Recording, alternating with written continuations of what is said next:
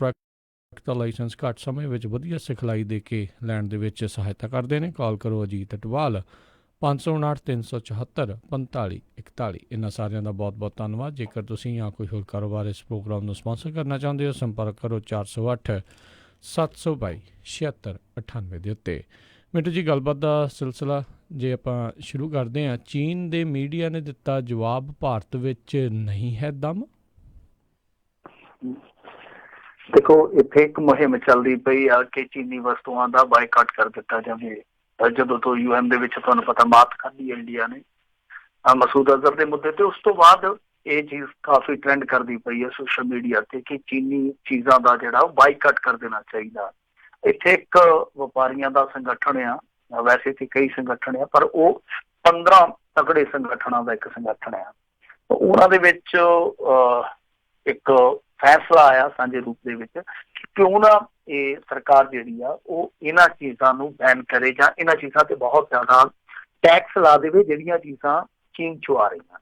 ਤੇ ਚਲੋ ਵਪਾਰੀਆਂ ਦੇ ਤੇ ਆਪਣੇ ਹਿੱਤ ਹੁੰਦੇ ਆ, ਔਰ ਮੈਨੂੰ ਯਾਦ ਆ ਇੱਕ ਵਾਰੀ ਇਹ ਚੀਜ਼ ਨਿਕਲੀ ਵੀ ਸੀਗੀ ਕਿ ਇੱਕ ਬਹੁਤ ਵੱਡਾ ਕਾਰੋਬਾਰੀ ਜਿਹੜਾ ਆ ਉਹਨੇ ਤੇ ਉਹਦੇ ਸਾਥੀਆਂ ਨੇ ਇੱਕ ਕੰਪੇਨ ਚਲਾ ਦਿੱਤੀ ਸੀ। ਅਸੀਂ ਉਹ ਕੰਪੇਨ ਸਪਾਂਸਰਡ ਸੀਗੀ। ਪਤਾ ਲੱਗ ਗਿਆ ਸੀਗਾ ਬਾਅਦ ਦੇ ਵਿੱਚ ਕਿ ਖਾਸ ਵਰਗ ਵੱਲੋਂ ਇੱਕ ਖਾਸ ਮੌਕੇ ਤੇ ਜਦੋਂ ਤਿਉਹਾਰਾਂ ਦਾ ਸੀਜ਼ਨ ਹੁੰਦਾ ਉਦੋਂ ਇਸ ਤਰ੍ਹਾਂ ਦਾ ਇੱਕ ਫੈਲਾ ਦਿੱਤਾ ਗਿਆ ਸੀਗਾ, ਬਹੁਤ ਵੱਡੇ ਪੱਧਰ ਤੇ ਰਾਇਤਾ ਫੈਲਾ ਦਿੱਤਾ ਗਿਆ ਸੀਗਾ ਕਿ ਚੀਨੀ ਵਸਤੂਆਂ ਜਿਹੜੀਆਂ ਅਸੀਂ ਕਿਉਂ ਖਰੀਦੀ। ਤਾਂ ਸਵਦੇਸ਼ੀ ਦਾ ਨਾਰਾ ਕਦੇ ਕਦੇ ਪਹਿਲਾਂ ਵੀ ਹਾਵੀ ਹੋਇਆ। ਤਾਂ ਖੈਰ ਐਤਕੀ ਇਹ ਕਾਫੀ ਵੱਡੇ ਪੱਧਰ ਤੇ ਟ੍ਰੈਂਡ ਕੀਤਾ ਕਿ ਬਾਈਕਾਟ ਚਾਈਨੀਜ਼ ਪ੍ਰੋਡਕਟ, ਇੱਦਾਂ ਦਾ ਕਰਕੇ ਇਹਨਾਂ ਨੇ ਹੈਸ਼ਟੈਗ ਚਲਾਇਆ।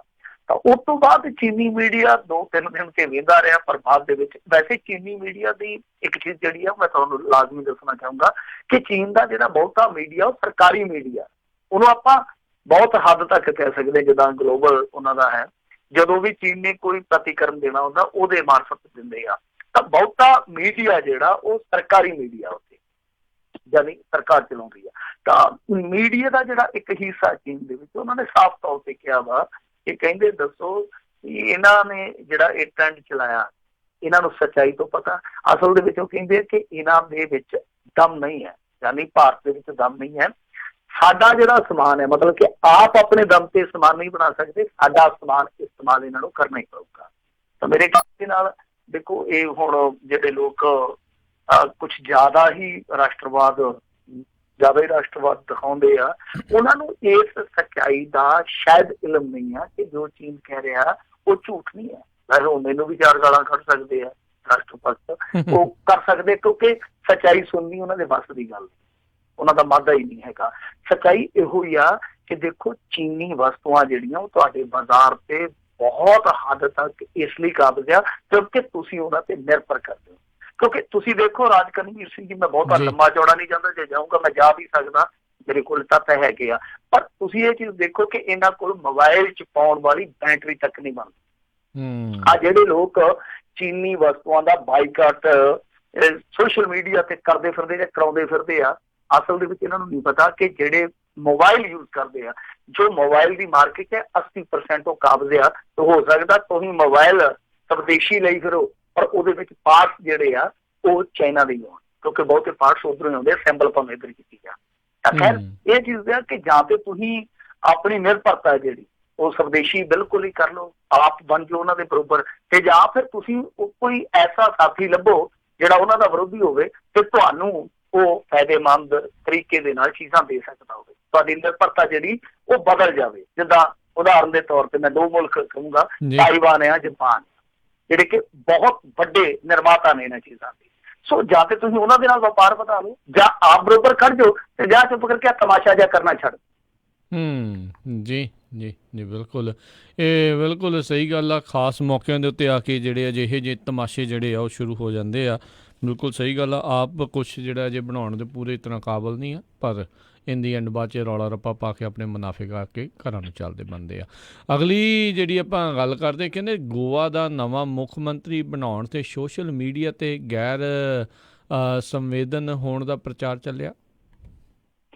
ਦੇਖੋ ਸੋਸ਼ਲ ਮੀਡੀਆ ਤੇ ਵੀ ਹੁਣ ਗੈਂਗ ਐਕਟਿਵ ਹੋ ਗਏ ਆ। ਗੈਂਗ ਨੂੰ ਇਸ ਕਰਕੇ ਕਹਿ ਰਿਹਾ ਕਿਉਂਕਿ ਪਹਿਲਾਂ ਤੇ ਇਹ ਪਾਰਟੀਆਂ ਦੇ ਸੇਵਾਦਾਰ ਹੁੰਦੇ ਆ, ਪਰ ਜਦੋਂ ਇਲੈਕਸ਼ਨ ਆਉਂਦਾ ਉਦੋਂ ਗੈਂਗ ਦਾ ਹੀ ਰੂਪ ਧਾਰਨ ਕਰ ਜਾਂਦੇ ਆ। ਮਾਰ ਰਿਊਮਰ ਫੈਲਾਏ ਜਾਂਦੇ ਆ, ਫੇਕ ਨਿਊਜ਼ ਫੈਲਾਈਆਂ ਜਾਂਦੀਆਂ, ਇੱਕ ਦੂਜੇ ਨੂੰ ਗਾਲਾਂ ਕੱਢੀਆਂ ਜਾਂਦੀਆਂ। ਅੱਛਾ, ਤੁਸੀਂ ਪੰਜਾਬੀਆਂ ਦਾ ਵੀ ਇਹੋ ਹਾਲ ਵੇਖੋ। ਮੈਂ ਤਾਂ ਵੈਸੇ ਛੱਡ ਦਿੱਤਾ ਹੁਣ, ਮੈਂ ਕਿਹਾ ਚਲੋ ਆਪਾਂ ਵੀ ਦੋ ਚਾਰ ਮਹੀਨੇ ਸਾਹ ਹੀ ਲੈ ਲਈਏ ਇਸ ਬਹਾਨੇ। ਤਾਂ ਸੋਸ਼ਲ ਮੀਡੀਆ ਤੇ ਜਦੋਂ ਨਿਊਜ਼ ਪੋਰਟਲ ਤੇ ਜਾਓਗੇ ਨਾ ਤੁਸੀਂ, ਕਿਉਂਕਿ ਖਬਰ ਤੇ ਤੁਹਾਨੂੰ ਪੜ੍ਹਨੀ ਪਊਗੀ, ਥੱਲੇ ਜਿਹੜੇ ਉੱਥੇ ਪੰਜਾਬੀ ਜਾ ਕੇ ਇੱਕ ਦੂਜੇ ਨੂੰ ਗਾਲਾਂ ਕੱਢਦੇ ਆ, ਉਹ ਤੇ ਬਸ ਕਿਹਾ ਜਾ ਸਕਦਾ ਕਿ ਭਲਾ ਹੋ ਇਹ ਕਿਸੇ ਜ਼ਮਾਨੇ 'ਚ ਜਾ ਕੇ ਸੁਧਰ ਜਾਣ। ਸੋ ਪੰਜਾਬੀਆਂ ਦਾ ਵੀ ਇਹੋ ਹਾਲ ਹੋਇਆ ਪਿਆ। ਉਹ ਪਤਾ ਨਹੀਂ ਹੁਣ ਕਿਹੜੇ IT ਸੈੱਲ ਵਾਲੇ ਝਗੜੀ ਜਾਂਦੇ ਆਪੋ ਵਿੱਚ ਦੀ, ਉਹ ਉਹਨਾਂ ਨੂੰ ਕੱਢਦੇ, ਉਹਨਾਂ ਨੂੰ ਗਾਲਾਂ ਕੱਢਦੇ। ਇੱਥੋਂ ਤੱਕ ਜੇ ਖਬਰ ਆਪਣੇ ਪੱਖ ਦੀ ਨਾ ਹੋਵੇ ਤੇ ਉਹ ਸਾਰਾ ਨਜ਼ਲਾ ਜਿਹੜਾ ਖਬਰ ਦੇਣ ਵਾਲੇ ਤੇ ਝਾੜ ਦਿੰਦੇ। ਖੈਰ, ਇਹ ਸਭ ਕੁਝ ਚੱਲੀ ਜਾਂਦਾ। ਤਾਂ ਇਹ ਇਸ ਸਮੇਂ ਸੋਸ਼ਲ ਮੀਡੀਆ ਤੇ ਦੁਵੱਲੀ ਬਹਿਸ ਹੋਈ ਪਈ ਹੈ। ਦੁਵੱਲੀ ਬਹਿਸ ਇਸ ਕਰਕੇ ਹੋਈ ਪਈ ਹੈ, ਤੁਹਾਨੂੰ ਯਾਦ ਹੋਣਾ ਕਿ ਮਨੋਹਰ ਪਾਰੇਕਰ ਦਾ ਇੰਤਕਾਲ ਹੋਇਆ ਪਰਸੋਂ। ਉਹਨਾਂ ਦੀ ਮੌਤ ਤੋਂ ਬਾਅਦ ਤੁਰੰਤ ਬਾਅਦ ਕਾਂਗਰਸ ਨੇ ਦਾਅਵਾ ਕਰ ਦਿੱਤਾ ਸੀਗਾ ਕਿ ਦੇਖੋ ਜੀ, ਸਿੰਗਲ ਲਾਰਜੈਸਟ ਪਾਰਟੀ ਅਸੀਂ ਹਾਂ, ਤਾਂ ਸਾਡਾ ਦਾਅਵਾ ਜਿਹੜਾ ਉਹ ਮੰਨਿਆ ਜਾਵੇ, ਸਾਨੂੰ ਸਰਕਾਰ ਬਣਾਉਣ ਦਾ ਮੌਕਾ ਦੇਵੇ। ਤਾਂ ਉਹਦੇ ਪਿੱਛੇ ਫੰਡਾ ਕੀ ਸੀਗਾ ਕਿ ਦੇਖੋ, ਮਨੋਹਰ ਪਾਰੇਕਰ ਦੇ ਦੇਹਾਂਤ ਤੋਂ ਪਹਿਲਾਂ ਉਹਨਾਂ ਨੂੰ ਇਸੇ ਕਰਕੇ ਰੱਖਿਆ ਮੰਤਰਾਲੇ ਚੋਂ ਵਾਪਸ ਲਿਜਾਣਾ ਪਿਆ ਸੀ ਗੋਆ, ਕਿਉਂਕਿ ਇਹਨਾਂ ਦੇ ਕੋਲ ਸੀਟਾਂ ਥੋੜੀਆਂ ਸੀ। ਉਦਾਹਰਨ ਦੇ ਤੌਰ ਤੇ ਜਿੱਦਾਂ ਮੈਂ ਦੱਸਾਂ ਕਿ ਇਹਨਾਂ ਦੇ ਕੋਲ 12 ਸੀਗੀਆਂ, ਕਾਂਗਰਸ ਦੇ ਕੋਲ 14 ਸੀਗੀਆਂ, ਪਰ ਬਾਵਜੂਦ ਇਸ ਤੇ ਭਾਰਤੀ ਜਨਤਾ ਪਾਰਟੀ ਇਸ ਕਰਕੇ ਸਰਕਾਰ ਬਣਾਉਣ 'ਚ ਕਾਮਯਾਬ ਰਹੀ ਕਿਉਂਕਿ ਮਹਾਰਾਸ਼ਟਰਵਾਦੀ ਗਣਤੰਤਰ ਪਾਰਟੀ 3 ਉਹਨਾਂ ਦੇ ਵਿਧਾਇਕ ਸੀਗੇ, 3 ਸਰਦਸਾਈ ਦੀ ਪਾਰਟੀ ਸੀ, ਗੋਆ ਫਰੰਟ ਪਾਰਟੀ ਉਹਦੇ ਸੀਗੇ, ਤਾਂ ਉਹ ਆ ਗਏ ਸੀ। ਪਰ ਉਹਨਾਂ ਨੇ ਸ਼ਰਤ ਇਹ ਰੱਖੀ ਸੀਗੀ ਕਿ ਅਸੀਂ ਭਾਰਤੀ ਜਨਤਾ ਪਾਰਟੀ ਨੂੰ ਸਪੋਰਟ ਨਹੀਂ ਕਰਾਂਗੇ, ਸਮਰਥਨ ਨਹੀਂ ਕਰਾਂਗੇ, ਅਸੀਂ ਸਿਰਫ ਮਨੋਹਰ ਪਾਰੇਕਰ ਨੂੰ ਸਪੋਰਟ ਕਰਾਂਗੇ, ਕਿਉਂਕਿ ਉਸ ਬੰਦੇ ਦੀ ਸ਼ਖਸੀਅਤ ਗੋਆ ਦੇ ਵਿੱਚ ਕਾਫੀ ਸਤਿਕਾਰੀ ਜਾਂਦੀ ਸੀ। ਤਾਂ ਹੋਇਆ ਕੀ ਕਿ ਇਹਨਾਂ ਨੂੰ ਜਾਪਿਆ ਕਿ ਜੇ ਕਾਂਗਰਸ ਬਾਜੀ ਪਲਟਾ ਗਈ ਤੇ ਐਨ ਮੌਕੇ ਤੇ ਸਾਨੂੰ ਸੱਟ ਬੜੀ ਗੰਭੀਰ ਲੱਗਣੀ ਆ। ਤਾਂ ਇਹ ਵੀ ਐਕਟਿਵ ਹੋ ਗਿਆ। ਇਸ ਗੱਲੋਂ ਹੁਣ ਕਾਂਗਰਸ ਨੂੰ ਭੰਡਿਆ ਜਾ ਰਿਹਾ ਕਿਉਂਕਿ ਉਹਨਾਂ ਦਾ ਜਿਹੜਾ ਲੈਟਰ ਸੀਗਾ ਰਾਜਪਾਲ ਨੂੰ ਲਿਖਿਆ ਗਿਆ, ਉਹ ਮੌਤ ਤੋਂ ਕੁਝ ਘੰਟੇ ਬਾਅਦ ਜਾਂ ਕਹੀਏ ਕੁਝ ਮਿੰਟ ਬਾਅਦ ਹੀ ਲਿਖਿਆ ਗਿਆ ਸੀਗਾ। ਤਾਂ ਸੋਸ਼ਲ ਮੀਡੀਆ ਤੇ ਇੱਕ ਸਿਆਸੀ ਧਿਰ ਉਸ ਲੈਟਰ ਨੂੰ ਵਾਇਰਲ ਕਰ ਰਹੀ ਹੈ ਕਿ ਦੇਖੋ, ਇਹਨਾਂ ਨੇ ਤਾਂ ਥੋੜਾ ਜਿਹਾ ਵੀ ਇੰਤਜ਼ਾਰ ਨਹੀਂ ਕੀਤਾ, ਯਾਨੀ ਇਹਨਾਂ ਨੇ ਗੈਰ ਸੰਵੇਦਨਤਾ ਦਿਖਾਈ ਆ। ਤਾਂ ਦੂਸਰੇ ਪਾਸੇ ਅਸਲੀਅਤ ਕੀ ਆ, ਹਕੀਕਤ ਕੀ ਆ ਕਿ ਜਦੋਂ ਹੀ ਮਨੋਹਰ ਪਾਰੇਕਰ ਦੇ ਦੇਹਾਂਤ ਦੀ ਖਬਰ ਆਈ, ਨਾਲ ਦੀ ਨਾਲ ਹੋਇਆ ਕਿ ਜਿਹੜੇ ਨਿਤਨ ਗਡਕਰੀ ਸਾਹਿਬ ਗੋਆ ਪਹੁੰਚ ਗਏ, ਨਾਲ ਦੀ ਨਾਲ ਅਮਿਤ ਸ਼ਾਹ ਵੀ ਪਹੁੰਚ ਗਿਆ ਉੱਥੇ। ਇਹਨਾਂ ਨੇ ਮੰਥਨ ਸ਼ੁਰੂ ਕਰ ਦਿੱਤਾ।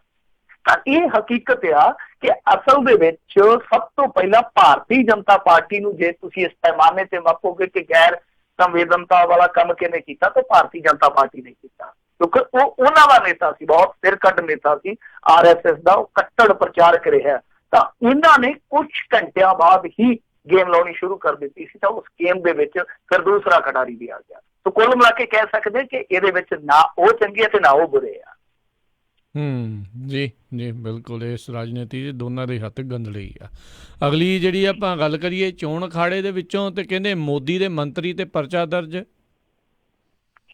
ਚੋਣ ਅਖਾੜੇ ਦੇ ਵਿੱਚੋਂ ਤੇ ਪੁੱਛੋ ਹੀ ਨਾ ਕੀ ਆਉਣ ਡਿਆ। ਤੇ ਇਹ ਮੇਰੇ ਖਿਆਲ ਦੇ ਨਾਲ ਇਹ ਨਿਸ਼ਾਨੀ ਆ ਕਿ ਭਾਰਤ ਦੇ ਵਿੱਚ ਇਲੈਕਸ਼ਨ ਵਾਕਿਆ ਹੀ ਸ਼ੁਰੂ ਹੋ ਚੁੱਕਾ। ਕਿਉਂਕਿ ਜਦੋਂ ਤੱਕ ਇਹੋ ਜਿਹੀਆਂ ਘਟਨਾਵਾਂ ਨਾ ਵਾਪਰਨ ਯਕੀਨ ਹੀ ਨਹੀਂ ਆਉਂਦਾ। ਜਿਵੇਂ ਕਿਸੇ ਨੂੰ ਯਕੀਨ ਨਾ ਹੋਵੇ ਤੇ ਉਹ ਕਹਿੰਦਾ ਨਾ ਕਿ ਦੰਦੀ ਵੱਢ ਹੱਥ ਤੇ, ਕਿ ਮੈਂ ਸੁਪਨਾ ਤੇ ਨਹੀਂ ਵੇਖਣ ਡਿਆ। ਤਾਂ ਓਦਾਂ ਦੰਦੀ ਵੱਢਣ ਵਾਲੀ ਗੱਲ ਹੈ, ਦੰਦੀ ਵੱਢ ਰਹੇ ਆ ਨੇਤਾ ਕਿ ਹਾਂ ਭਾਈ ਇਲੈਕਸ਼ਨ ਹੋ ਰਿਹਾ, ਵਾਕਿਆ ਘਬਰਾਓ ਨਾ। ਸੋ ਮੋਦੀ ਦੇ ਮੰਤਰੀ ਤੇ ਪਰਚਾ ਦਰਜ ਹੋਇਆ ਕਿਉਂਕਿ ਇੱਕ ਕਨਵੋਕੇਸ਼ਨ ਸੀਗੀ, ਉਹਦੇ ਵਿੱਚ ਵਿਦਿਆਰਥੀਆਂ ਨੂੰ ਸੰਬੋਧਨ ਕਰਦੇ ਪਏ ਸੀਗੇ ਇਹਨਾਂ ਦੇ ਮੰਤਰੀ ਜੈਅੰਤ ਸਿਨਹਾ। ਤਾਂ ਉਹਨਾਂ ਨੇ ਉੱਥੇ ਜੋ ਮਾਡਲ ਕੋਡ ਆਫ ਕੰਡਕਟ ਹੁੰਦਾ ਉਹਦੀ ਉਲੰਘਣਾ ਕੀਤੀ ਆ। ਵੈਸੇ ਇੱਧਰ ਪੰਜਾਬ ਦੇ ਵਿੱਚ ਵੀ ਇੱਕ ਮਾਮਲਾ ਜਿਹੜਾ ਉਹ ਤੁਹਾਨੂੰ ਪਤਾ ਹੀ ਆ ਕਿ ਰੈਲੀ 'ਚ ਸ਼ਰਾਬ ਵਰਤਾਉਣ ਵਾਲਾ ਤੇ ਹੋਇਆ ਹੀ ਹੋਇਆ।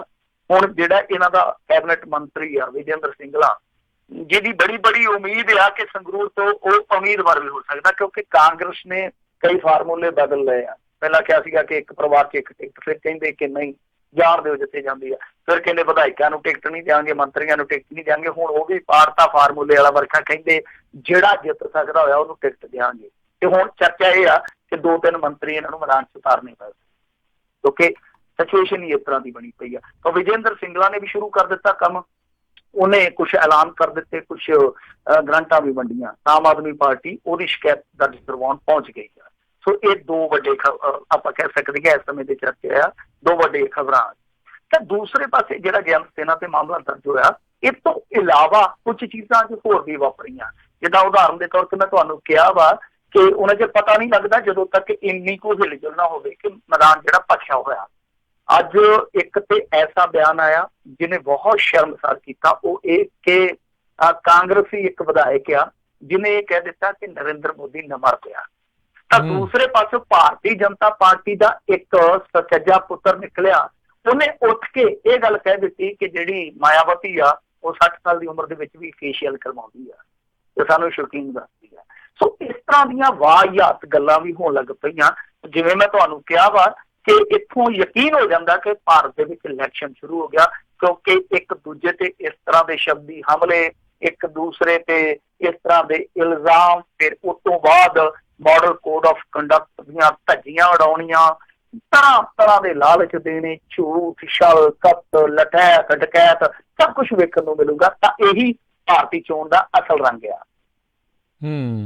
ਜੀ ਜੀ ਬਿਲਕੁਲ, ਇੱਦਾਂ ਦੇ ਘਟਨਾਕ੍ਰਮ ਹੋਈ ਜਾਂਦੇ। ਅੱਗੇ ਇੱਦਾਂ ਹੁੰਦਾ ਸੀ ਮਿੰਟੂ ਜੀ, ਕੋਈ ਕਹਿੰਦਾ ਸੀ ਪਤਾ ਨਹੀਂ ਸੀ ਲੱਗਦਾ, ਪਰ ਸੋਸ਼ਲ ਮੀਡੀਆ ਦੇ ਕਰਕੇ ਝੱਟ ਜਿਹੜਾ ਜੋ ਕੁਝ ਵੀ ਕਹਿ ਰਿਹਾ ਆ ਸਾਰੀ ਦੁਨੀਆ ਤੱਕ ਜਿਹੜੀ ਉਹ ਖਬਰਾਂ ਪਹੁੰਚ ਜਾਂਦੀਆਂ ਨੇ। ਅਗਲੀ ਜਿਹੜੀ ਗੱਲ ਕਰਦੇ, ਕਹਿੰਦੇ ਖਡੂਰ ਸਾਹਿਬ ਤੋਂ ਬੀਬੀ ਖਾਲੜਾ ਦੇ ਹੱਕ ਦੇ ਵਿੱਚ ਉਮੀਦਵਾਰ ਵਾਪਸ ਲੈਣ ਦੀ ਖਹਿਰੇ ਨੇ ਦਿੱਤੀ ਹੈ ਸਲਾਹ, ਪਰ ਉਹਨਾਂ ਨੇ ਸਲਾਹ ਮਾਰੀ ਹੈ ਪਰਾਂ ਵਗਾ। ਨਾਲ ਦੀ ਨਾਲ ਹੀ ਉਹਨਾਂ ਨੇ ਕਹਿ ਦਿੱਤਾ, ਰਣਜੀਤ ਸਿੰਘ ਬ੍ਰਹਮਪੁਰਾ ਹੋਰਾਂ ਕਹਿੰਦੇ ਕਿ ਤੂੰ ਆਪਦੀ ਪਾਰਟੀ ਦਾ ਖਿਆਲ ਰੱਖ, ਸਾਨੂੰ ਇਸ ਤਰ੍ਹਾਂ ਦੀਆਂ ਸਲਾਹਾਂ ਨਾ ਦੇ। ਵੈਸੇ ਰਣਜੀਤ ਸਿੰਘ ਬ੍ਰਹਮਪੁਰਾ ਨੇ ਕੱਲ ਫੇਸਬੁੱਕ ਪੇਜ ਤੇ ਆਪ ਹੀ ਅਪਲੋਡ ਕਰ ਦਿੱਤਾ ਸੀਗਾ ਕਿ ਕੁਛ ਲੋਕ ਅਫਵਾਹ ਫੈਲਾ ਰਹੇ ਆ ਕਿ ਅਸੀਂ ਆਪਣਾ ਕੈਂਡੀਡੇਟ ਖਡੂਰ ਸਾਹਿਬ ਤੋਂ ਵਾਪਸ ਲੈ ਲਿਆ ਵਾ। ਉਹ ਬਿਲਕੁਲ ਝੂਠ ਆ। ਸਾਡਾ ਕੈਂਡੀਡੇਟ ਕਿਸੇ ਵੀ ਸੂਰਤ ਦੇ ਵਿੱਚ ਵਾਪਸ ਨਹੀਂ ਜਾਏਗਾ।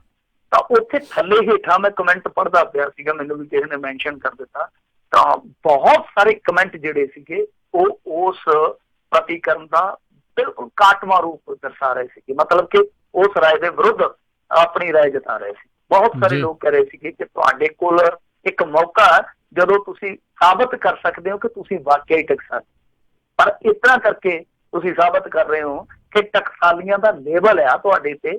ਅਸਲ ਦੇ ਵਿੱਚ ਤੁਹਾਡੇ ਅੰਦਰ ਉਹੀ ਰਵਾਇਤੀ ਸਿਆਸਤਦਾਨ ਆ ਜਿਹਦਾ ਦਿਲ ਕੁਰਸੀ ਲਈ ਧੜਕ ਧੜਕ ਕਰਦਾ ਰਹਿੰਦਾ। ਖੈਰ, ਤਾਂ ਅੱਜ ਸੁਖਪਾਲ ਸਿੰਘ ਖਹਿਰਾ ਨੇ ਇਹਨਾਂ ਨੂੰ ਸਲਾਹ ਦਿੱਤੀ, ਕੀਮਤੀ ਸਲਾਹ ਸੀ ਵੈਸੇ। ਤਾਂ ਉਹਨਾਂ ਨੇ ਕਿਹਾ ਕਿ ਦੇਖੋ ਤੁਸੀਂ ਏਦਾਂ ਕਰੋ ਕਿ ਇੱਥੋਂ ਆਪਣਾ ਕੈਂਡੀਡੇਟ ਜਿਹੜਾ ਵਿਦਡਰਾ ਕਰ ਲਓ, ਉਹਦੀ ਵਾਪਸੀ ਕਰਵਾ ਲਓ, ਤੇ ਬਦਲੇ ਵਿੱਚ ਤੁਹਾਨੂੰ ਵੀ ਅਸੀਂ ਕੁਛ ਦੇਵਾਂਗੇ। ਕਹਿਣ ਦਾ ਭਾਵ ਇਹੋ ਆ ਕਿ ਤੁਸੀਂ ਇੱਥੋਂ ਸਾਡੇ ਕੈਂਡੀਡੇਟ ਲਈ ਖੁੱਲਾ ਰਾਹ ਛੱਡ ਦਿਓ, ਅਸੀਂ ਬਦਲੇ ਦੇ ਵਿੱਚ ਤੁਹਾਡੀ ਕਿਤੇ ਹੋਰ ਇਮਦਾਦ ਕਰ ਦਿੰਦੇ। ਸ਼ਾਇਦ ਉਹ ਸ਼੍ਰੀ ਅਨੰਦਪੁਰ ਸਾਹਿਬ ਤੇ ਕਹਿੰਦੇ ਹੋਣੇ ਆ। ਖੈਰ, ਤਾਂ ਉਹਨਾਂ ਨੇ ਇਹ ਪ੍ਰਪੋਜ਼ਲ ਦਿੱਤਾ ਸੀਗਾ ਤੇ ਜਿਹਨੂੰ ਰੱਦ ਕਰ ਦਿੱਤਾ ਰਣਜੀਤ ਸਿੰਘ ਬ੍ਰਹਮਪੁਰਾ ਹੋਣਾ। ਤਾਂ ਉਹਨਾਂ ਨੇ, ਜਿਵੇਂ ਮੈਂ ਤੁਹਾਨੂੰ ਕਿਹਾ, ਸਿੱਧੇ ਤੌਰ ਤੇ ਕਿਹਾ ਕਿ ਖਹਿਰਾ ਸਾਹਿਬ ਤੁਸੀਂ ਆਪਣੀ ਪਾਰਟੀ ਦਾ ਖਿਆਲ ਰੱਖੋ, ਸਾਡਾ ਖੜਾ ਨਾ ਕਰੋ।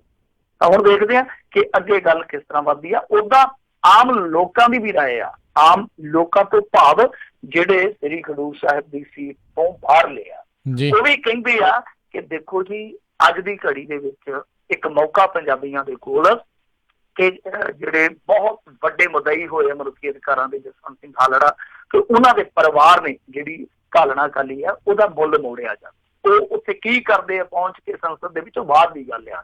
ਤਾਂ ਖੈਰ, ਇਹ ਇੱਕ ਰਾਏ ਆਮ ਰਾਏ ਆ ਤੇ ਜਿਹੜੀ ਸਾਰੀਆਂ ਪਾਰਟੀਆਂ ਤੇ ਹੀ ਲਾਗੂ ਕੀਤੀ ਜਾ ਸਕਦੀ, ਕਿਉਂਕਿ ਵਕਤ ਤੇ ਵੇਲੇ ਤੇ ਇਹ ਉਹੀ ਲੋਕ ਹੈ ਜਿਹੜੇ ਮਨੁੱਖੀ ਅਧਿਕਾਰਾਂ ਦੀ ਢੰਡੋਰਾਈ ਪਿੱਟਦੇ ਰਹਿੰਦੇ ਆ। ਤੇ ਅੱਜ ਮੌਕਾ ਮੁੱਲ ਮੋੜਦਾ, ਨਹੀਂ ਤੇ ਕਿਤੇ ਇਹ ਨਾ ਕਲੰਕ ਖੱਟਿਆ ਜਾਵੇ ਜਿੱਦਾਂ ਏਰੋਮ ਸ਼ਰਮੀਲਾ ਜੀ ਦੇ ਇੱਕ ਪੇਜ ਤੋਂ ਅੱਜ ਅਪਲੋਡ ਹੋਇਆ, ਥੈਂਕਸ ਫॉर 90 ਵੋਟਸ। ਤਾਂ ਮੇਰੇ ਖਿਆਲ ਦੇ ਨਾਲ ਉਹ ਉਹਨਾਂ ਲੋਕਾਂ ਦੇ ਮੂੰਹ ਤੇ ਕਰਾਰੀ ਚਪੇਟ ਆ ਜਿਨ੍ਹਾਂ ਲੋਕਾਂ ਨੇ ਇਸ ਮੁਲਕ ਦੇ ਵਿੱਚ ਗੁੰਡੇ ਜਿਤਾਏ ਆ, ਬਹੁਤ ਤਗੜੇ ਬਾਹੂਬਲੀ ਜਿਤਾਏ ਆ, ਬਹੁਤ ਵੱਡੇ ਵੱਡੇ ਬਦਮਾਸ਼ ਚੋਰ ਜਿਤਾਏ ਆ, ਪਰ ਜਿਨ੍ਹਾਂ ਲੋਕਾਂ ਨੇ ਘਾਲਣਾ ਘਾਲੀ ਆ ਉਹਨਾਂ ਨੇ ਬਹੁਤ ਜ਼ਿਆਦਾ ਜ਼ਲੀਲ ਕਰਕੇ ਇਸ ਸਿਆਸਤ ਦੇ ਵਿੱਚੋਂ ਕੱਢ ਦਿੱਤਾ। ਜੀ ਜੀ ਜੀ ਅਗਲੀ ਗੱਲ ਕਰਦੇ, ਕਹਿੰਦੇ ਮਨਤਾਰ ਸਿੰਘ ਬਰਾੜ ਦੀ ਗਊ ਜ਼ਮਾਨਤ ਅਰਜੀ ਤੇ ਸੁਣਵਾਈ 20 ਮਾਰਚ ਨੂੰ। ਹਾਂ, ਦੇਖੋ, ਇਹ ਭਲਕੇ ਕਹਿ ਸਕਦੇ ਆ ਕਿਉਂਕਿ 20 ਮਾਰਚ ਹੈ ਜਿਹੜੀ ਉਹ ਭਲਕੇ ਆ। ਤਾਂ ਅੱਜ ਬਹਿਸ ਹੋਈ ਹੋਣੀ ਹੈ ਜ਼ਮਾਨਤ ਤੇ। ਕਈ ਵਾਰ ਇਹ ਹੁੰਦਾ ਕਿ ਦੇਖੋ, ਜ਼ਮਾਨਤ ਤੇ ਬਹਿਸ ਬੜੀ ਛੋਟੀ ਹੁੰਦੀ ਆ। ਜੇ ਆਪਾਂ ਦੇਖੀਏ ਕੇਸ ਦੀ ਜਿਹੜੀ ਆਰਗੂਮੈਂਟ ਹੁੰਦੀ ਹੈ ਫੈਸਲੇ ਤੋਂ ਪਹਿਲਾਂ, ਉਹ ਬੜੀ ਲੰਮੀ ਚੌੜੀ ਚੱਲਦੀ ਆ। ਤਾਂ ਬੇਲ ਤੇ ਜਿਹੜੀ ਬਹਿਸ ਹੁੰਦੀ ਹੈ ਬੜੀ ਸੰਖੇਪ ਹੁੰਦੀ ਹੈ। ਪਰ ਮਾਮਲਾ ਜਦੋਂ ਨਾਜ਼ੁਕ ਹੋਵੇ, ਸੰਵੇਦਨਸ਼ੀਲ ਹੋਵੇ, ਔਰ ਖਾਸ ਤੌਰ ਤੇ ਮਾਮਲਾ ਥੋੜਾ ਜਿਹਾ ਸਿਆਸਤ ਨਾਲ ਜੁੜਿਆ ਹੋਵੇ, ਔਰ ਉਹਦੇ ਵਿੱਚ ਇਹ ਹੋਵੇ ਕਿ ਦੋਸ਼ੀ ਆ, ਜਿਹੜਾ ਨਾਮਜ਼ਦ ਦੋਸ਼ੀ ਆ, ਉਹ ਹਾਲੇ ਪੁਲਿਸ ਦੀ ਗ੍ਰਿਫਤ 'ਚ ਨਾ ਆਇਆ ਹੋਵੇ, ਯਾਨੀ ਇਨਵੈਸਟੀਗੇਸ਼ਨ 'ਚ ਸ਼ਾਮਲ ਨਾ ਹੋਇਆ ਹੋਵੇ, ਤਾਂ ਥੋੜੀ ਜਿਹੀ ਬਹਿਸ ਜਿਹੜੀ ਆ ਉਹ ਭਖਵੀਂ ਹੋ ਜਾਂਦੀ ਆ ਤੇ ਕਈ ਵਾਰ ਬਹੁਤ ਲੰਮੇਰੀ ਵੀ ਹੋ ਜਾਂਦੀ ਆ। ਮੈਨੂੰ ਇਹ ਲੱਗਦਾ ਹੈ, ਹਾਲਾਂਕਿ ਤਫਸੀਲਦਾਰੀ ਨਹੀਂ ਹੈ ਮੇਰੇ ਕੋਲ ਮੌਜੂਦ, ਕਿਉਂਕਿ ਸ਼ਾਮੀ ਜੇ ਖਬਰ ਮਿਲੀ ਆ ਕਿ ਮਨਤਾਰ ਸਿੰਘ ਬਰਾੜ ਦੀ ਸੁਣਵਾਈ ਹੈ ਜਿਹੜੀ ਜ਼ਮਾਨਤ ਵਾਲੀ ਉਹ ਟਲ ਗਈ ਆ ਭਲਕ ਲਈ। ਤਾਂ ਇਹਦੇ ਵਿੱਚ ਇਹੋ ਹੀ ਆ ਕਿ ਸ਼ਾਇਦ ਪੱਖ ਰੱਖੇ ਗਏ ਆ ਦੋਨਾਂ ਧਿਰਾਂ ਵੱਲੋਂ, ਤਾਂ ਉਹਦਾ ਨਿਬੇੜਾ ਜਿਹੜਾ ਕੋਰਟ ਨੇ ਕਰਨਾ ਸੀਗਾ ਉਹਦੇ ਲਈ ਸ਼ਾਇਦ ਉਹਨਾਂ ਵੇਲਾ ਨਹੀਂ ਬਚਿਆ। ਤਾਂ ਹੁਣ ਕੱਲ ਤੇ ਇਹ ਉਮੀਦ ਮਨਤਾਰ ਸਿੰਘ ਬਰਾੜ ਦੀ ਜਾ ਪਈ ਆ, ਜਿਹਦੇ ਵਿੱਚ ਉਹਨਾਂ ਨੂੰ ਇਹ ਕਿਤੇ ਨਾ ਕਿਤੇ ਗੁੰਜਾਇਸ਼ ਜਾਪਦੀ ਹੋਊਗੀ ਕਿ ਸ਼ਾਇਦ ਮੇਰੀ ਸੁਣ ਲਈ ਜਾਵੇ। ਬਹਰਹਾਲ ਇਹ ਮਨਤਾਰ ਸਿੰਘ ਬਰਾੜ ਦਾ ਪਰਿਵਾਰ ਪਹਿਲਾਂ ਹੀ ਕਹਿ ਚੁੱਕਾ ਕਿ ਮਨਤਾਰ ਸਿੰਘ ਬਰਾੜ ਨੂੰ ਨਿਸ਼ਾਨਾ ਬਣਾਉਣ ਦਾ ਅਸਲ ਮੰਤਵ ਇਹੋ ਆ ਕਿ ਪ੍ਰਕਾਸ਼ ਸਿੰਘ ਬਾਦਲ ਤੱਕ ਪਹੁੰਚਿਆ ਜਾਵੇ। ਤਾਂ ਤੁਸੀਂ ਆਪ ਹੀ ਵੇਖ ਸਕਦੇ ਹੋ ਕਿ ਮਨਤਾਰ ਸਿੰਘ ਬਰਾੜ ਦਾ ਮਾਮਲਾ ਕਿੰਨਾ ਅਹਿਮ ਹੈ। ਤਾਂ ਦੂਸਰੇ ਪਾਸੇ ਅੱਜ ਇੱਕ ਹੋਰ ਵੀ ਚੀਜ਼ ਵਾਪਰੀ ਆ। ਦੇਖੋ, ਆਮ ਤੌਰ ਤੇ ਕੁੰਵਰ ਵਿਜੇ ਪ੍ਰਤਾਪ ਸਿੰਘ ਜਿਹੜੇ ਕਿ ਇਸ SIT ਨੂੰ ਲੀਡ ਕਰ ਰਹੇ ਆ, ਉਹ ਬੋਲਦੇ ਨਹੀਂ, ਪ੍ਰਤੀਕਰਮ ਨਹੀਂ ਦਿੰਦੇ, ਪਰ ਅੱਜ ਉਹਨਾਂ ਨੇ ਸੁਖਬੀਰ ਸਿੰਘ ਬਾਦਲ ਨੂੰ ਜਵਾਬ ਦਿੱਤਾ ਕਿ ਸੁਖਬੀਰ ਸਿੰਘ ਬਾਦਲ ਜਿਹੜੇ ਉਹ ਇੱਕ ਤਰ੍ਹਾਂ ਨਾਲ ਕਹੀਏ ਕਿ ਸਾਡੀ ਡਿਊਟੀ 'ਚ ਵਿਘਨ ਪਾ ਰਹੇ, ਸਾਨੂੰ ਧਮਕਾ ਰਹੇ ਆ। ਉਹਨਾਂ ਨੇ ਸਿੱਧੇ ਤੌਰ ਤੇ ਗੱਲ ਕਹੀ ਆ। ਤੇ ਨਾਲ ਵਿਕਰਮ ਸਿੰਘ ਮਜੀਠੀਆ ਵੱਲੋਂ ਜੋ ਪ੍ਰਤੀਕਰਮ ਦਿੱਤੇ ਗਏ ਆ ਵਿਆਪੀ ਤੌਰ ਤੇ ਉਹਨਾਂ ਵਾਸਤੇ, ਤਾਂ ਉਹ ਕਹਿੰਦੇ ਆ ਕਿ ਦੇਖੋ ਜੀ, ਮੈਂ ਉਹਦੇ ਲੈਵਲ ਤੇ ਨਹੀਂ ਉਤਰ ਸਕਦਾ, ਉਹਦੇ ਲੈਵਲ ਤੇ ਨਹੀਂ ਪਹੁੰਚ ਸਕਦਾ, ਕਿਉਂਕਿ ਪੰਜਾਬ ਦਾ ਬੱਚਾ ਜਾਣਦਾ ਹੈ ਕਿ ਉਹਨਾਂ ਦਾ ਲੈਵਲ ਕੀ ਆ। ਤਾਂ ਇਹ ਦੋ ਟਿੱਪਣੀਆਂ ਬਹੁਤ ਸਖਤ ਟਿੱਪਣੀਆਂ। ਤਾਂ ਇਸ ਤੋਂ ਇਲਾਵਾ SIT ਦੇ ਇਸ ਮੈਂਬਰ ਨੇ ਇਹ ਗੱਲ ਕਹੀ ਆ ਕਿ ਜੇ ਤੁਹਾਨੂੰ ਲੱਗਦਾ ਕਿ ਅਸੀਂ ਨਿਰਪੱਖਵਾਦੀ ਨਹੀਂ ਆ, ਅਸੀਂ ਪੱਖਪਾਤ ਕਰਦੇ ਪਏ ਆ, ਤਾਂ ਅਸੀਂ ਇਨਵੈਸਟੀਗੇਸ਼ਨ ਲਾਈਵ ਚਲਾਉਣ ਵਾਸਤੇ ਬਿਲਕੁਲ ਤਿਆਰ ਆ। ਜੇ ਕੋਈ ਚਾਹੇ ਕਿ ਇਨਵੈਸਟੀਗੇਸ਼ਨ ਲਾਈਵ ਹੋਣੀ ਚਾਹੀਦੀ ਆ, ਅਸੀਂ ਤਿਆਰ ਬਰ ਤਿਆਰ ਆ। ਸੋ ਇਹ ਇੱਕ ਬਹੁਤ ਅਹਿਮ, ਮੈਂ ਕਹੂੰਗਾ ਕਿ ਬਹੁਤ ਸਖਤ ਹੈ, ਵੈਸੇ ਬਹੁਤ ਅਹਿਮ ਪ੍ਰਤੀਕਰਮ ਆਇਆ ਕੁੰਵਰ ਵਿਜੇ ਪ੍ਰਤਾਪ ਸਿੰਘ ਵੱਲੋਂ। ਤਾਂ ਦੇਖਦੇ ਹਾਂ ਹੁਣ ਅੱਗੇ ਇਹ ਕਹਾਣੀ ਕਿੱਧਰ ਨੂੰ ਜਾਂਦੀ ਆ, ਕਿਉਂਕਿ ਵੋਟਾਂ ਨੇੜੇ ਆ ਰਹੀਆਂ, ਤਾਂ ਹੀ ਥੋੜੀ ਜਿਹੀ ਬੇਚੈਨੀ SIT ਦੇ ਵਿੱਚ ਵੀ ਕਿ ਇਹ ਚੀਜ਼ਾਂ ਜਿਹੜੀਆਂ ਨੇ ਉਹ ਨਿਬੜ ਜਾਣ। ਸੋ ਇਸ ਕਰਕੇ ਮੈਨੂੰ ਲੱਗਦਾ ਕਿ ਮਨਤਾਰ ਸਿੰਘ ਬਰਾੜ ਦਾ ਕੇਸ ਜਿਹੜਾ ਬਹੁਤ ਅਹਿਮ ਆ, ਉਹਨਾਂ ਦੀ ਇਨਵੈਸਟੀਗੇਸ਼ਨ ਬਹੁਤ ਅਹਿਮ ਆ, ਉਹਨਾਂ ਦੀ ਗ੍ਰਿਫਤਾਰੀ ਇਹਨਾਂ ਦੀ ਬਹੁਤ ਅਹਿਮ ਆ। ਇਸੇ ਕਰਕੇ ਸ਼ਾਇਦ ਬਹਿਸ ਜਿਹੜੀ ਆ ਉਹ ਕਾਫੀ ਲੰਮੀ ਗਈ ਆ ਤੇ ਸਵੇਰੇ ਨਿਬੇੜਾ ਹੋਣ ਦਾ ਇਮਕਾਨ ਆ। ਬਾਕੀ ਦੇਖੋ ਕਿ ਕਿਹਦੇ ਕਿਸਮਤ ਦੇ ਵਿੱਚ ਕੀ ਕੁਛ ਆਉਂਦਾ। ਜੀ ਜੀ। ਅਗਲੀ ਗੱਲ ਕਰਦੇ, ਕਹਿੰਦੇ ਚੋਣਾਂ ਤੋਂ ਪਹਿਲਾਂ ਵਿਵਾਦ 'ਚ ਘਿਰੇ ਸੰਤੋਖ ਚੌਧਰੀ ਸਾਹਮਣੇ ਆਇਆ ਸਟਿੰਗ ਆਪਰੇਸ਼ਨ। ਦੇਖੋ, ਚੌਧਰੀ ਸੰਤੋਖ ਸਿੰਘ ਸਟਿੰਗ ਦੇ ਵਿੱਚ ਕਹਿ ਲਈਏ ਕਿ ਸਟੰਗ ਹੋ ਗਏ। ਇਹਨਾਂ ਨੇ ਹੁਣ ਉਸ ਮਾਮਲੇ ਦੇ ਵਿੱਚ ਸਫਾਈ ਤੇ ਹਾਲੇ ਤੱਕ ਕੋਈ ਨਹੀਂ ਦਿੱਤੀ, ਪਰ ਵੈਸੇ ਜੋ ਉਹ ਕਹਿ ਰਹੇ ਆ, ਇਹ ਆਪਾਂ ਉਸ ਵੀਡੀਓ ਨੂੰ ਦੇਖੀਏ, ਮੇਰੇ ਫੇਸਬੁੱਕ ਪੇਜ ਤੇ ਪਾਈ ਵੀ ਆ, ਤੁਸੀਂ ਉਹ ਦੇਖ ਸਕਦੇ ਹੋ ਸਾਰਾ ਸਟਿੰਗ ਆਪਰੇਸ਼ਨ। ਤੇ ਉਹਦੇ ਵਿੱਚ ਝੂਠ ਕੁਛ ਨਹੀਂ ਹੈ, ਹਕੀਕਤ ਆ ਬਿਲਕੁਲ। ਜੋ ਵੀ ਉਹ ਬੋਲਦੇ ਪਏ ਆ, ਅੱਖਰ ਅੱਖਰ ਸੱਚ ਆ, ਉਹ ਰਾਜਨੀਤੀ ਦਾ ਸੱਚ ਆ। ਉਹ ਪਾਰਟੀ ਕਿਸੇ ਦਾ ਵੀ ਕੋਈ ਹੋ ਸਕਦਾ, ਕੋਈ ਭਾਜਪਾ ਦਾ ਫਸ ਜਾਵੇ, ਕੋਈ ਕਿਸੇ ਦਾ ਫਸ ਜਾਵੇ, ਉਹ ਤਾਂ ਵੱਖਰੀ ਗੱਲ ਆ। ਚੌਧਰੀ ਸੰਤੋਖ ਸਿੰਘ ਜੋ ਕਹਿ ਰਿਹਾ ਉਹ ਵੇਖਣ ਵਾਲੀ ਗੱਲ ਆ। ਕੀ ਕਹਿ ਰਿਹਾ? ਉਹ ਕਹਿ ਰਿਹਾ ਕਿ ਨੋਟਬੰਦੀ ਨੇ ਮਾਂਜ ਕੇ ਰੱਖ ਦਿੱਤੇ, ਪੈਸਾ ਮੇਰੇ ਕੋਲ ਬਚਿਆ ਹੀ ਨਹੀਂ ਪੈਸਾ। ਔਰ ਕਹਿੰਦਾ ਕਿ ਦੇਖੋ ਜੀ, ਜੇ ਕਿਸੇ ਕੋਲ ਪੈਸਾ ਹੈਗਾ ਤੇ ਉਹ ਜਾਂ ਤੇ ਕੋਈ ਤਗੜਾ ਪੋਲੀਟੀਸ਼ੀਅਨ ਹੈ ਜਿਹਨੇ ਜੋੜ ਕੇ ਰੱਖਿਆ ਪੁਰਾਣਾ, ਤੇ ਜਾਂ ਫਿਰ ਕੋਈ 2 ਨੰਬਰ ਦਾ ਜਿਹੜਾ ਧੰਦੇਬਾਜ਼ ਹੈ, ਮਤਲਬ ਕਿ ਤਸਕਰ ਵਗੈਰਾ ਹੈ। ਤੇ ਫਿਰ ਉਹ ਜਿਹੜੇ ਅੰਡਰ ਕਵਰ ਪੱਤਰਕਾਰ ਆ, ਤਾਂ ਉਹ ਕਹਿੰਦੇ ਆ ਕਿ ਤੁਹਾਡੀ ਸੈਟਿੰਗ ਕਰਾਉਂਦੇ ਆ, ਸਾਡੇ ਕੋਲ ਕੁਛ ਪਾਰਟੀਆਂ ਹੈਗੀਆਂ ਜੋ ਤੁਹਾਨੂੰ ਫੰਡਿੰਗ ਕਰਨੀਆਂ, ਤੁਸੀਂ ਬਦਲੇ ਦੇ ਵਿੱਚ ਥੋੜਾ ਬਹੁਤਾ ਉਹਨਾਂ ਨੂੰ ਰਿਟਰਨ ਦੇ ਦਿਓ। ਕਹਿੰਦੇ ਕਿ ਕੋਈ ਗੱਲ ਨਹੀਂ, ਲਿਆਓ, ਬਹੁਤ ਜ਼ਰੂਰਤ ਹੈ ਪੈਸੇ ਦੀ, ਲਿਆਓ ਤੇ ਬਦਲੇ ਦੇ ਵਿੱਚ ਆਪਾਂ ਕੰਮ ਕਰਦੇ ਰਹਾਂਗੇ। ਮਤਲਬ ਕਿ ਸੈਟਿੰਗ ਆ ਕਿ ਤੁਸੀਂ ਫੰਡ ਦਿਓ, ਮੁੜ ਕੇ ਤੁਹਾਨੂੰ ਲੁੱਟਣ ਦਾ ਫੰਡਾ ਅਸੀਂ ਆਪੇ ਦੇਵਾਂਗੇ, ਮੌਕਾ ਵੀ ਦੇਵਾਂਗੇ। ਤੇ ਨਾਲ ਕਹਿ ਰਿਹਾ ਕਿ ਸਰਕਾਰ UPA ਦੀ ਆਉਣੀ। ਇੱਥੋਂ ਤੱਕ ਵੀ ਕਹਿ ਰਿਹਾ ਕਿ ਮੋਦੀ ਦੇ ਖੁਦ MP ਵੀ ਬਹੁਤ ਦੁਖੀ ਆ, ਅਸੀਂ ਤੇ ਹਾਲੇ ਡਰਾ ਡਰੂ ਕੇ ਆਪਣਾ ਕੰਮ ਕਢਾ ਲਏ। ਸੋ ਇਹ ਸਟਿੰਗ ਆਪਰੇਸ਼ਨ ਜਿਹੜਾ ਐਨ ਵੋਟਾਂ ਤੋਂ ਪਹਿਲਾਂ ਆਇਆ, ਇਹਦੇ ਤੇ ਬਵਾਲ ਮਚ ਸਕਦਾ। ਹਾਲਾਂਕਿ ਰਾਜਨੀਤੀ ਦੇ ਵਿੱਚ ਤੁਹਾਨੂੰ ਪਤਾ ਹੀ ਆ ਕਿ ਕੁਝ ਸੱਚਾਈਆਂ ਜਿਹਦੇ ਰੂਬਰੂ ਹਰੇਕ ਰਾਜਨੀਤਿਕ ਬੰਦਾ ਜਿਹੜਾ ਹੋ ਜਾਂਦਾ, ਹਰੇਕ ਨੂੰ ਪਤਾ ਕਿ ਇਸੇ ਤਰ੍ਹਾਂ ਹੀ ਸੈਟਿੰਗ ਹੁੰਦੀ ਆ ਕਿ ਜਦੋਂ ਤੁਸੀਂ ਇਸ ਤਰ੍ਹਾਂ ਦੀਆਂ ਵੱਡੀਆਂ ਰਾਜਨੀਤਿਕ ਪਾਰਟੀਆਂ ਵੱਲੋਂ ਮੈਦਾਨ 'ਚ ਉਤਰਦੇ ਹੋ ਤਾਂ ਤੁਹਾਨੂੰ ਫੰਡਿੰਗ ਦੀ ਜ਼ਰੂਰਤ ਹੁੰਦੀ ਆ। ਤੁਸੀਂ ਫੰਡਿੰਗ ਹਾਸਲ ਕਰਦੇ ਹੋ ਔਰ ਉਹਦੇ ਵਾਸਤੇ ਫੰਡਾ ਇਹੋ ਹੀ ਹੁੰਦਾ ਕਿ ਤੁਸੀਂ ਹੁਣ ਦਿਓ, ਬਦਲੇ ਦੇ ਵਿੱਚ ਮੌਕੇ ਤੇ ਆ ਕੇ ਸਹੂਲਤਾਂ ਲਓ। ਇਹੀ ਗੇਮ ਆ। ਤਾਂ ਇਹੀ ਕਾਰਪੋਰੇਟ ਗੇਮ ਖੇਡ ਕਿ ਬਹੁਤ ਸਾਰੇ ਘੋੜਿਆਂ ਤੇ ਦਾ ਲਾਇਆ ਜਾਂਦਾ ਕਿ ਜੇ ਉਹ 500 ਤੇ ਵੀ ਲਾ ਦੇਣ ਤੇ ਕੋਈ ਵੱਡੀ ਗੱਲ ਨਹੀਂ ਹੈ, ਤੇ ਉਹਦੇ ਵਿੱਚੋਂ 250 ਤੇ ਚਲੇ ਜਾਣਗੇ। ਤਾਂ ਜੇ ਉਹ 500 ਤੇ ਵੀ ਲਾ ਦੇਣ, ਉਹਨਾਂ ਦੇ ਵਿਰੋਧੀਆਂ ਤੇ ਵੀ ਲਾ ਦੇਣ, ਤਾਂ ਦੇਖ ਲਓ ਕਿ ਸਾਰੀ ਸੰਸਦ ਹੀ ਉਹਨਾਂ ਦੀ ਆਪਣੀ ਹੋ ਸਕਦੀ। ਤਾਂ ਇਹ ਇੱਕ ਹਕੀਕਤ ਹੈ ਔਰ ਤਲਖ ਹਕੀਕਤ ਆ ਕਿ ਇਸ ਤਰ੍ਹਾਂ ਘੋੜਿਆਂ ਤੇ ਦਾ ਲਾਏ ਜਾਂਦੇ ਆ ਔਰ ਮੁੜ ਕੇ ਇਹਨਾਂ ਤੋਂ ਨੋਟ ਕਮਾਏ ਜਾਂਦੇ ਆ। ਜੀ ਜੀ।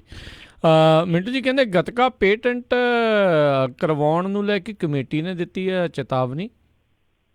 ਨਹੀਂ, ਚੇਤਾਵਨੀਆਂ ਕਾਹਤੋਂ ਦੇਈ ਜਾਂਦੇ ਆ, ਕਿਹਨੂੰ ਦੇਈ ਜਾਂਦੇ ਚੇਤਾਵਨੀਆਂ? ਮਹੂਰਤ ਕਢਾਉਣਾ ਤੁਸੀਂ ਦੇਖੋ, ਇਹ ਕਹੀ ਜਾਂਦੇ ਆ ਕਿ ਅਸੀਂ ਸ਼ਿਕਾਇਤ ਦਰਜ ਰੱਦ ਕਰਵਾ ਲਓ, ਤਾਂ ਤੁਸੀਂ ਕਾਹਤੋਂ ਧਮਕੀਆਂ ਦੇਈ ਜਾ ਰਹੇ ਹੋ? ਅਗਲਾ ਤੁਹਾਡੀ ਗੱਲ ਨਹੀਂ ਸੁਣਦਾ ਪਿਆ। ਇਹ ਮੁੱਦਾ ਵੈਸੇ ਕਮੇਟੀ ਨੂੰ ਚੁੱਕਣਾ ਚਾਹੀਦਾ ਸੀ, ਕਮੇਟੀ ਨੇ ਨਹੀਂ ਚੁੱਕਿਆ।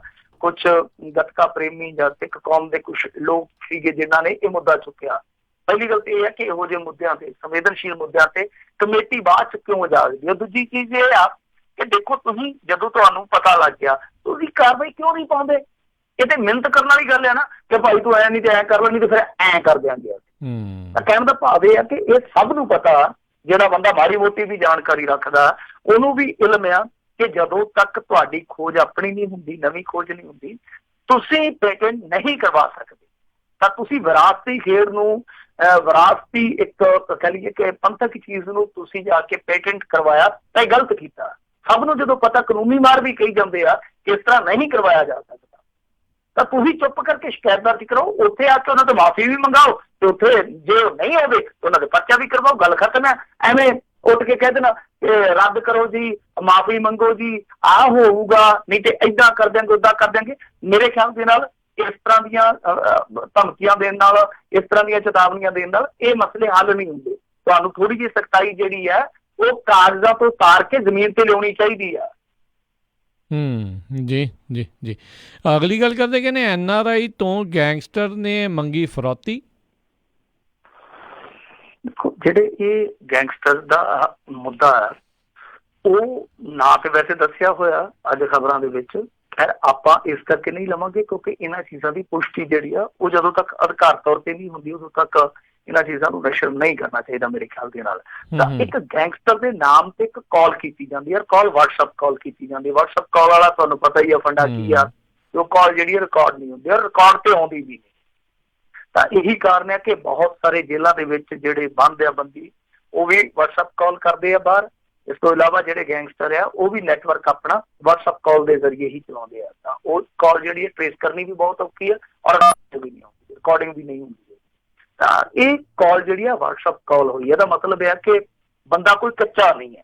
ਇੱਕ ਗੈਂਗਸਟਰ ਦਾ ਨਾਮ ਲਿਆ ਗਿਆ। ਇਹ ਜਿਹੜਾ NRI ਸੀਗਾ ਇਹ ਠਹਿਰਿਆ ਹੋਇਆ ਸੀਗਾ ਚੰਡੀਗੜ੍ਹ ਦੇ ਬਹੁਤ ਵੱਡੇ ਹੋਟਲ ਦੇ ਵਿੱਚ, ਸ਼ਾਹੀ ਹੋਟਲ ਦੇ ਵਿੱਚ। ਤੋਂ ਲੱਗਦਾ ਕਿ NRI ਹੈ ਜਿਹੜਾ ਮਾਲਦਾਰ ਹੋਊਗਾ, ਤਾਂ ਸਾਰੀ ਇਨਫੋਰਮੇਸ਼ਨ ਫਿਰ ਗਈ ਹੋਊਗੀ।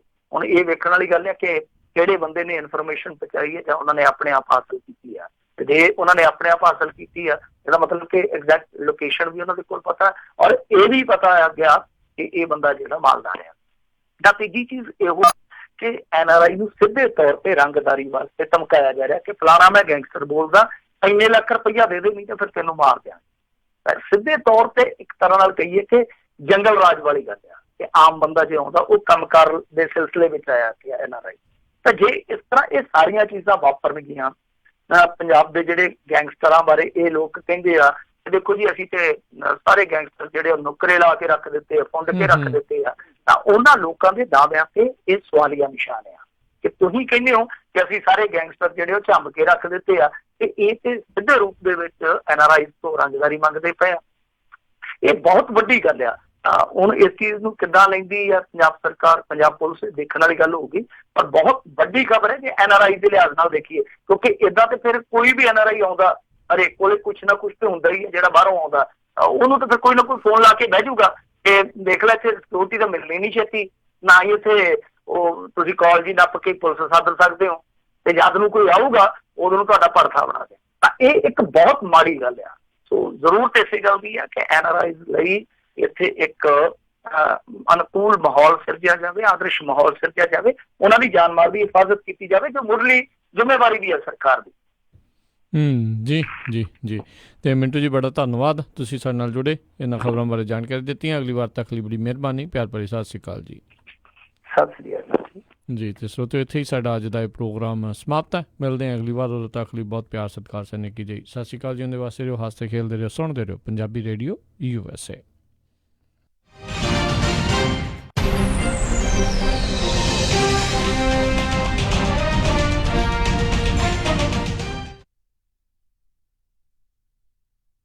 बरसात आइलैंड मार्केट, जिसका पहला नाम खालसा फैब्रिक से खुल चुका है अंडर न्यू ओनरशिप।